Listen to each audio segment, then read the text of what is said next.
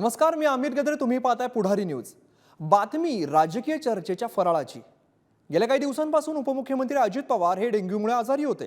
मुंबईतच उपचार घेत असल्याची माहिती सुद्धा होती. 2 दिवसांपूर्वी त्याबाबतचं ट्विट सुद्धा अजित पवारांनी केलं. आणि आज अचानक अजित पवार दिसले पुण्यात. तेही शरद पवार आणि सुप्रिया सुळे यांच्यासोबत प्रतापराव पवार यांच्या घरी. प्रतापराव पवार हे शरद पवारांचे बंधू आहेत, तर यावेळी शरद पवारांच्या भगिनी सरोजिनी पाटील देखील इकडे उपस्थित होत्या. प्रतापरावांच्या घरी झालेल्या बैठकीनंतर अजित पवार हे थेट दिल्लीला रवाना झाले आणि या दिल्लीत दौऱ्यात अजित पवार अमित शहांच्या भेटीला दाखल झाले.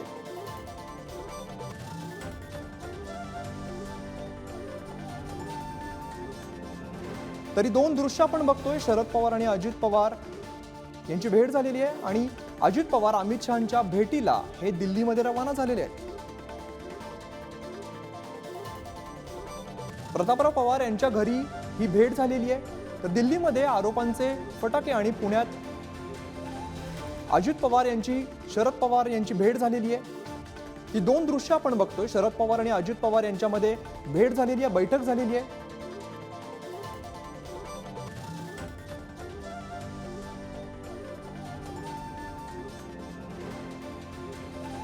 तर पुणे आणि दिल्ली इकडची ही 2 दृश्य आपण बघतोय.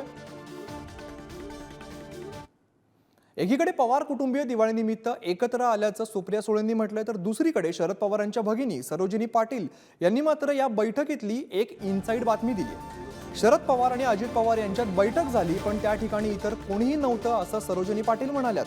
तर दुसरीकडे सुप्रिया सुळेंनीही आतमध्ये काय झालं हे सांगणार नाही असं म्हटलंय.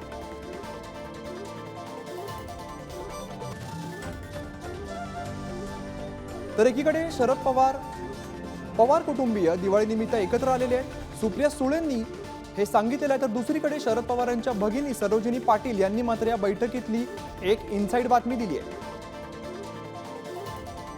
काय गप्पा झाल्या दादांमध्ये आणि साहेबांमध्ये चाललं होतं गप्पा. आता आम्ही तिथं बसलो नाही. आम्ही बहिणी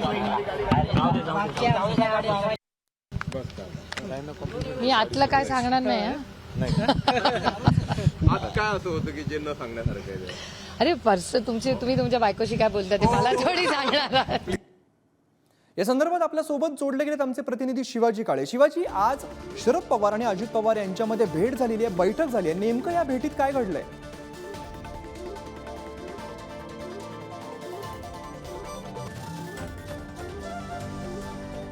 प्रश्न भेटला होता. मात्र या मराठा आरक्षणाच्या प्रश्नासंदर्भात अजित पवार यांनी फारशी कठोर भूमिका घेताना आपल्याला पाहायला मिळालं नव्हतं. ज्या पद्धतीने देवेंद्र फडणवीस असो किंवा एकनाथ शिंदे जे आहेत ते ऍक्टिव्ह होते, त्या पद्धतीने अजित पवार ऍक्टिव्ह नव्हते. त्याच्या मागे त्यांचं आजारपण सांगितलं जात होतं.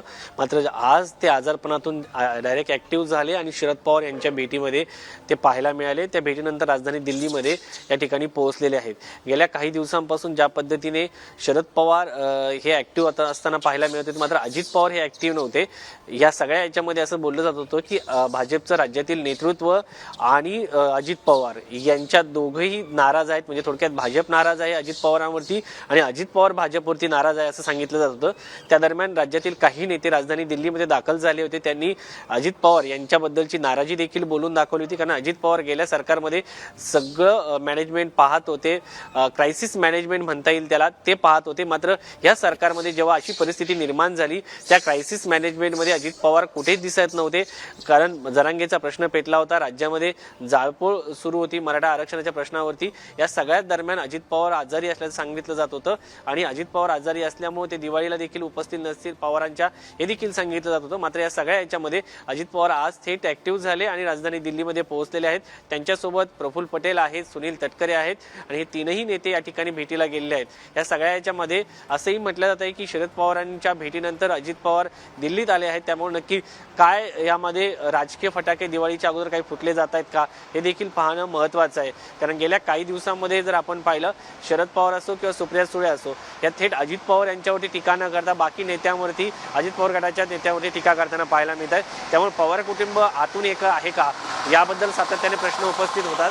आणि दुसरीकडे जर पाहिलं तर बाकी सगळे जे नेते आहेत अजित पवार गटात गेलेले ते पवार म्हणजे राष्ट्रवादी शरद पवार गटावरती टीका करताना पाहायला मिळतात. मात्र सगळ्यात महत्त्वाचं म्हणजे कुटुंबातील सदस्य एकमेकावरती टीका करताना पाहायला मिळत नाही. अजित पवार यांनी सुरुवातीला एकदा टीका केली होती, त्यानंतर एकदाही टीका करताना ते शरद पवार असो किंवा सुप्रिया सुळे असो यांच्यावरती पाहायला मिळालं नाही. सुप्रिया सुळे देखील त्या थेट अजित पवार यांच्यावरती टीका करताना पाहायला मिळालं नाही. त्यामुळं आता झालेल्या भेटीनंतर पुढे नक्की शिवाजी, धन्यवाद तुम्ही दिलेल्या सविस्तर माहितीसाठी. तर पुण्याहून आपल्यासोबत ज्ञानेश्वर सुद्धा जोडले गेलेत. ज्ञानेश्वर, पुण्यामध्ये नेमक्या कोणत्या घडामोडी घडल्यात? बरोबर आहे. आज सगळ्यांचे डोळे विस्फारले ते याच बातमीनं, याच घटनेनं की अजित पवार आणि शरद पवार यांची भेट झाली. आपल्याला कल्पना आहे अजित पवारांना डेंग्यू झाल्यापासून ते बाहेर आले नाहीत. कार्यक्रम त्यांनी रद्द केले होते आणि बरे झाल्यानंतर ते पहिल्यांदाच पुण्यामध्ये आले आणि शरद पवारांसोबत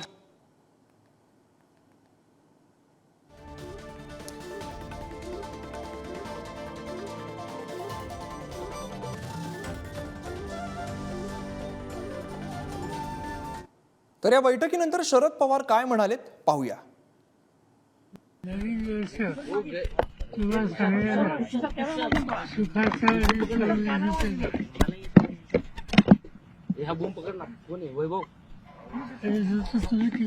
कॅमेरा मागे घ्या.